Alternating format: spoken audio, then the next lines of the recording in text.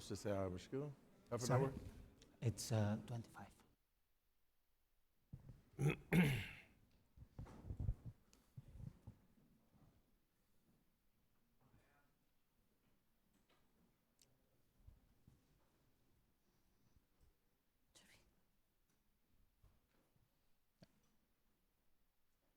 Good morning, everyone. I'm Dr. Dalia Ghanem, Senior Analyst at the EU ISS, which is an EU agency, the official think tank of the European Union. I am responsible for the MENA portfolio, and today is my pleasure to be here with my colleague Paul for this amazing interview. حضرة الوزير شكرا على قبول الدعوة وعلى قبول الإجابة على أسئلتنا. I leave the floor to Paul. Dear Minister, thank you very much for being here. My name is Paul Morillas. I am the director of CIDOB, the Barcelona Center for International Affairs, a think tank on global issues based in Barcelona.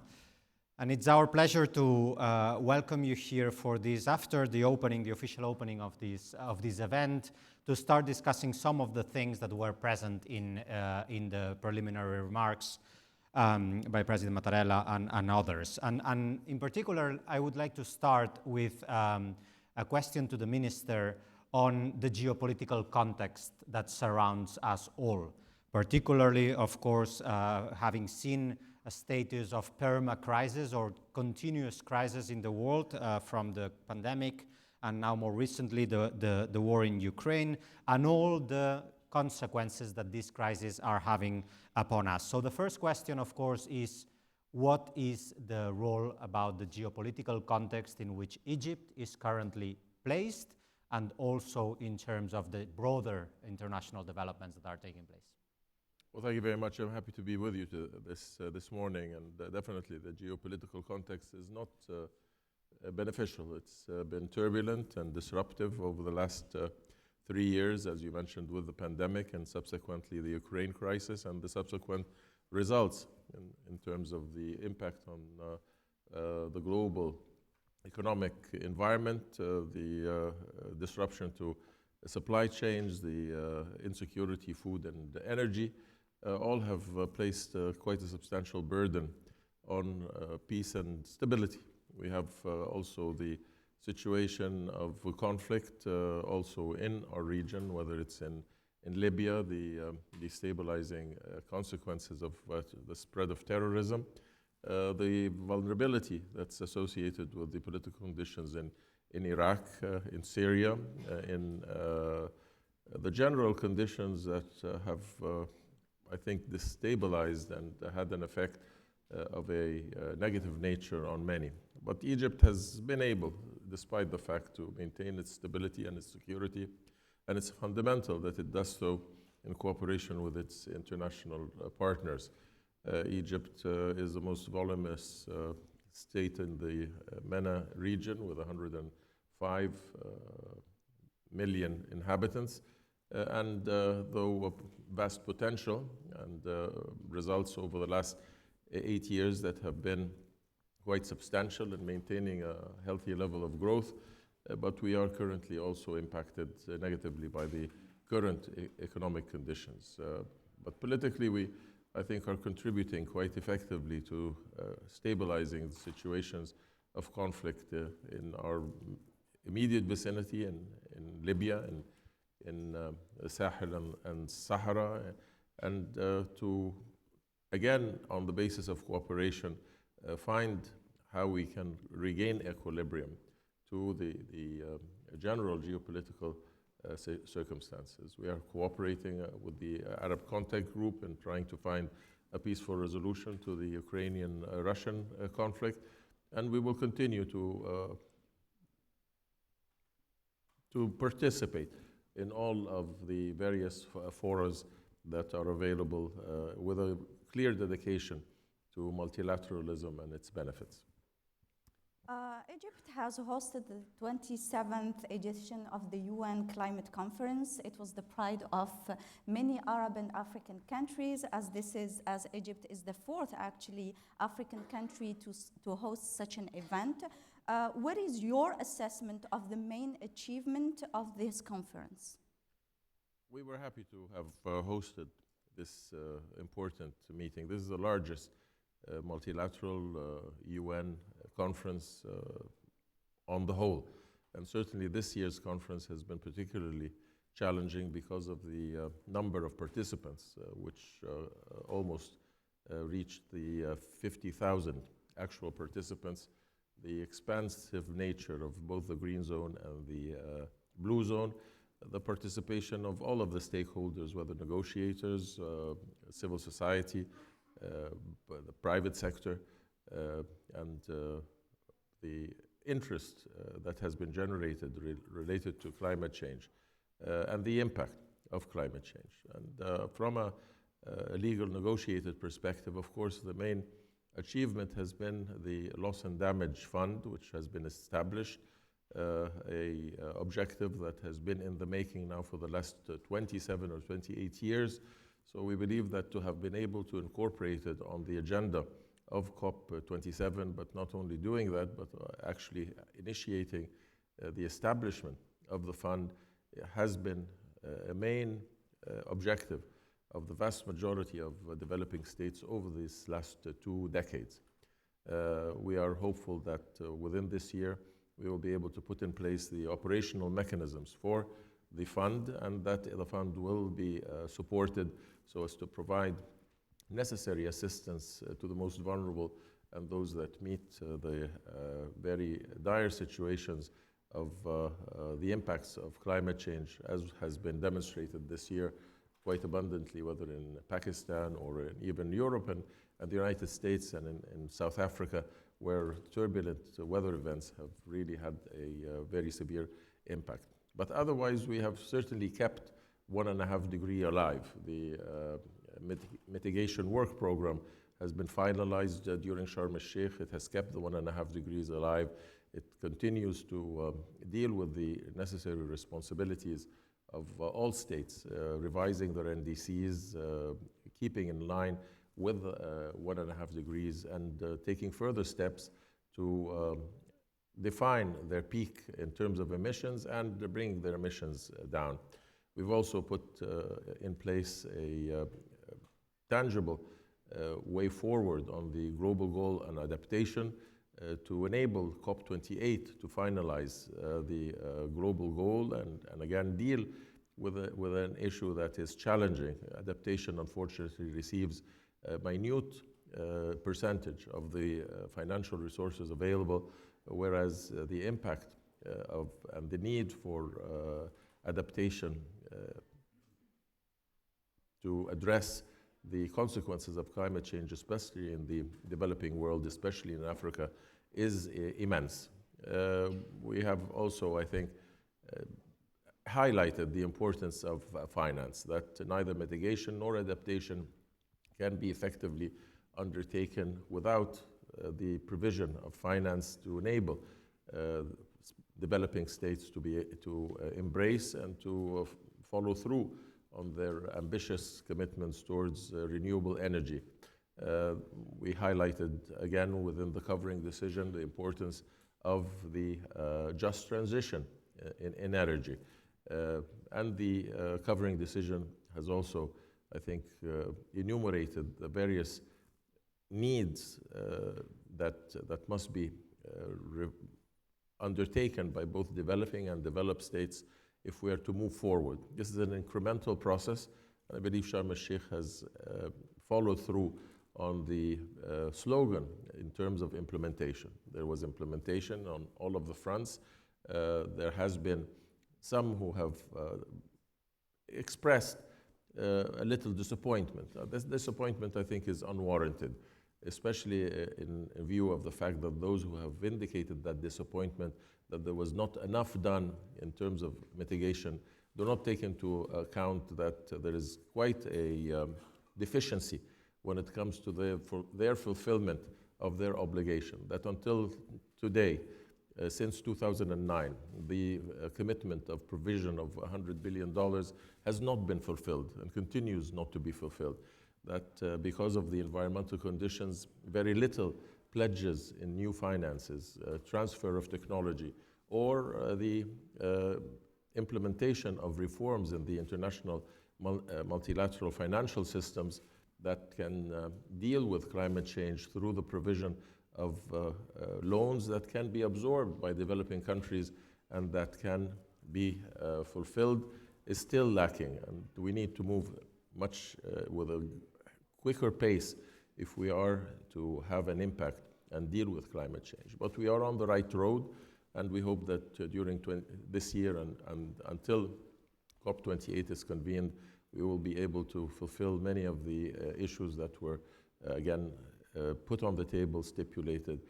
And this is in addition to the various initiatives that Egypt rolled out during the COP27, and which were embraced by a vast majority of both the governments and private sector and civil society, so that we can, again, generate the necessary implementation of many areas, whether it's in the field of mitigation, adaptation, or in a just transition to renewable energy. Thank you for this.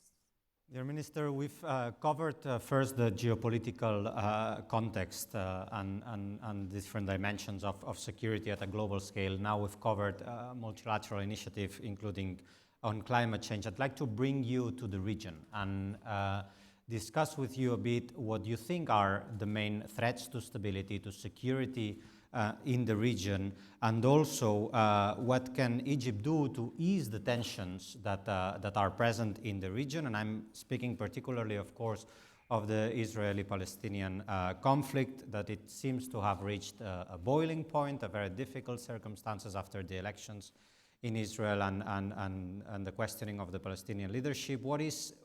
To what extent, what do you think your country can do to contribute to stability in the region? Well, our role has been indispensable over the last years in having the ability to communicate and to collaborate with both our Israeli friends and our Palestinian brothers to encourage the reinitiation of a political process that can provide what is the consensus among the international community, that the resolution to this conflict must be based on a two-state solution, two states side by side, Palestinian state on the borders of 67, 4th of June 67, with East Jerusalem as its capital.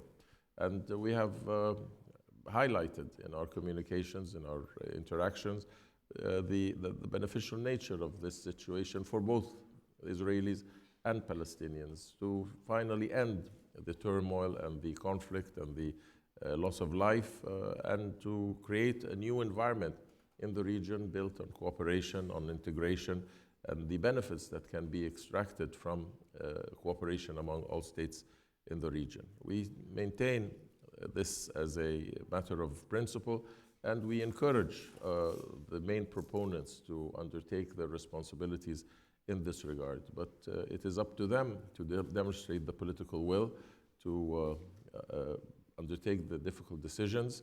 And of course, these last years have been somewhat turbulent because of the political nature of the internal situation in Israel with the successive governments and the electoral process. Again, there have been times of escalating conflict and military actions where we have intervened to contain the situation and to regain calm and stability. And we will continue to play this role in cooperation with the parties and cooperation with other regional players, Jordan, and others. And we hope that we can see a new era of peace and prosperity based on a two-state solution. Egypt has, been a big country that has been voicing the concerns of MENA countries, but also of African countries. Can you tell us more about the African dimension of the Egyptian foreign policy? What are the challenges? What are the opportunities? Of course, Egypt is an African country. Its association and its a place within the African Union is well known, and we have always demonstrated our commitment to the best possible levels of cooperation among the African states as a matter of a past and a present and a future. We see the vast potential that is available, and we see the complementarity that exists within the African countries. But of course, we see also the challenges related to lack of development, lack of infrastructure, lack of education, the conflicts that exist, and of course also the expansion of a terrorist threat.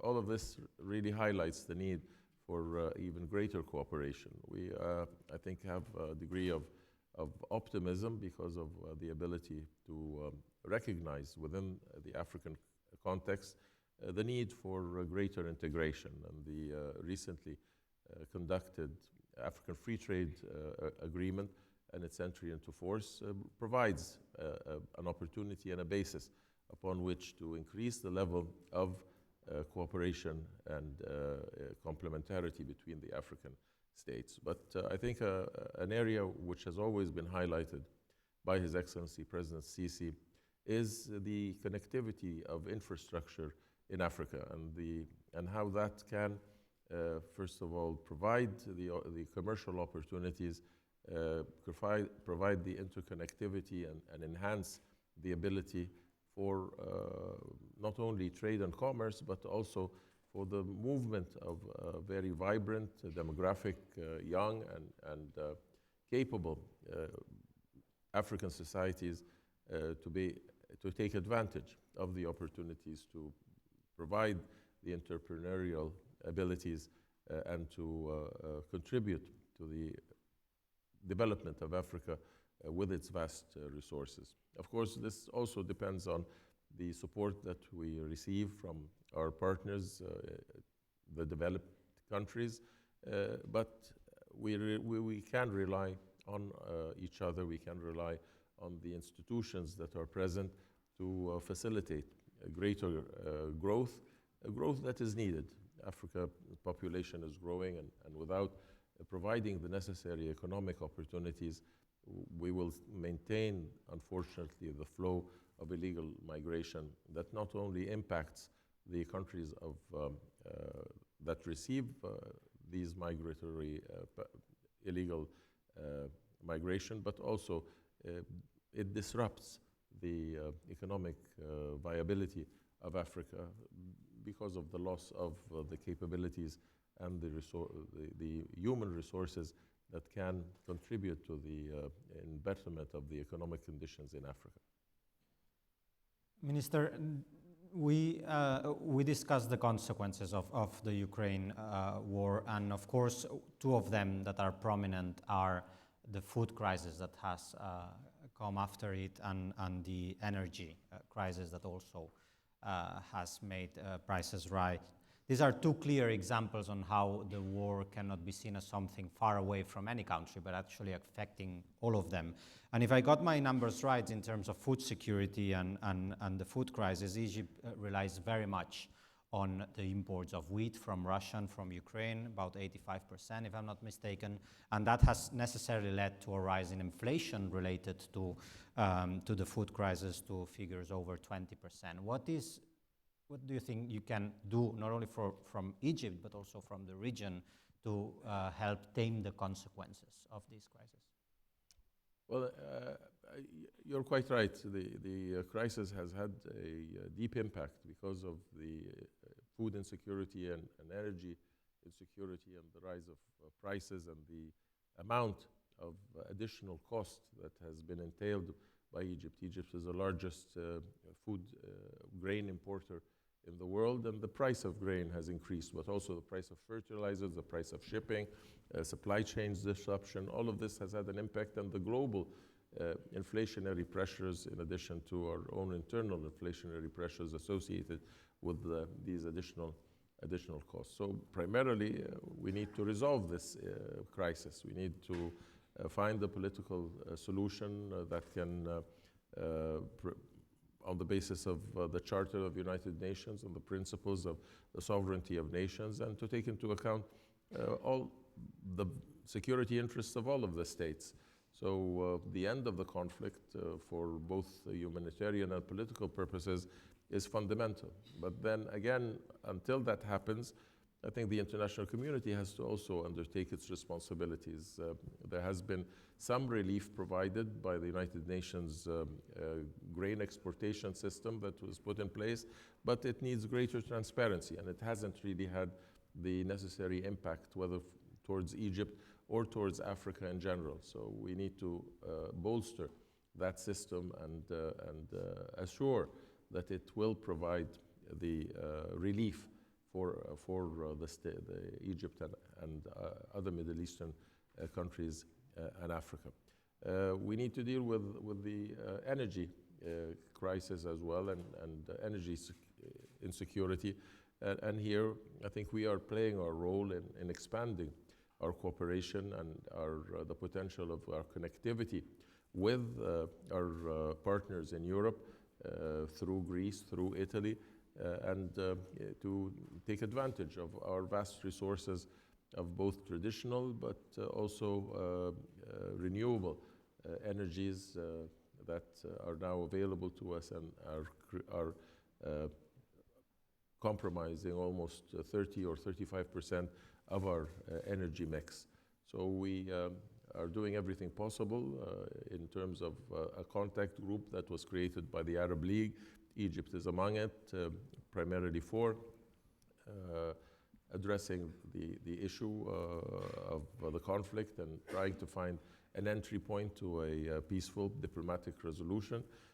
During COP27, in his opening remarks, President Sisi made an appeal to end the war and to provide a platform for political resolution.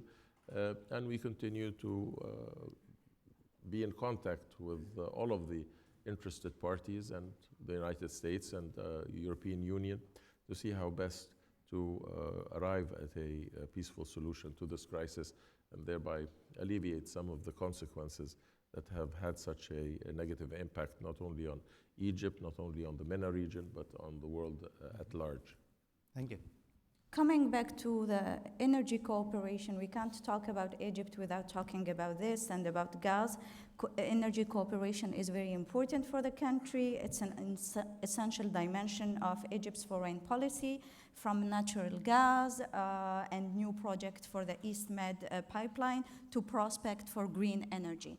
And there is cooperation with the European Union, of course. Can you tell us more about these opportunities and also the challenges that accompany them? Well, the opportunities exist in the Eastern Mediterranean for exploration and the increasing in the resources available to the countries of the region as it relates to gas. But when we do speak about gas, we always are keen to address the issue from the perspective of a just transition, that while taking advantage of those resources and recognizing that it is absolutely fundamental for states of the region who are still on the road to development and need to fulfill the aspirations of their peoples and to bring people out of poverty. Necessarily, we and other African nations will make use of those resources, but we will make use of those resources in the most productive, most efficient manner, so as not to adversely impact also the issues of climate change. But the vast abilities that Egypt has in liquidification facilities, its relationships in the region, the creation of the Eastern Mediterranean gas hub, and the most recently signed memorandum of understanding between Egypt, the European Union, and Israel does provide an ability to be able to not only take advantage with the states of the region with this energy source, but also to provide a diversity of energy reliance to our friends in Europe. And we were discussing how best to undertake this, whether through liquefaction or through pipeline connectivity, depending on the viability and the economic potential. But certainly this is an area where we believe we can contribute. But energy is not only in the area of gas. I think what is more apparent is renewable energy. And we have revised our NDCs to incorporate 42% of our energy mix by 2035 will be renewable energy. We currently have the largest solar farm in the world. We have connectivity. We have strengthened our network. We are connected both to Africa through Sudan and to Asia through the Middle East through Jordan, and have the potential to continue to provide greater connectivity of renewable energy. And this is not to mention also green hydrogen. And we have on the margins of the COP initiated a major production facility, actual production facility for green hydrogen in cooperation with a Norwegian company and financed by a consortium of both private and public sectors, which is potentially the energy of the future. So we are diversifying, but we are moving more towards renewable energy, towards clean energy, so as to fulfill our responsibility when it comes to climate change. Minister, thank you very much. Unfortunately, we've run out of time, but it's been a pleasure, and let me thank you on behalf also of the organizers and Dalia to have the occasion to have this intense discussion covering a wide range of topics, and I look forward to the rest of the session. Thank you very much. Thank you. Thank you. Thank you very much.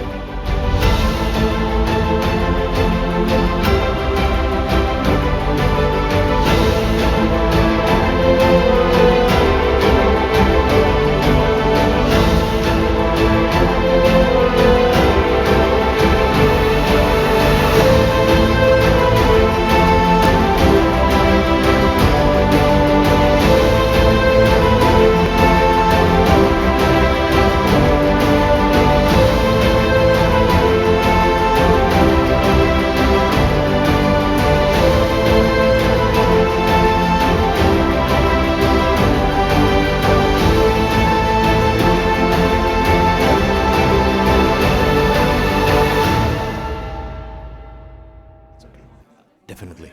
We'll Okay. just get in touch. Okay, and see. I'll reach Wonderful. out. That'll be great.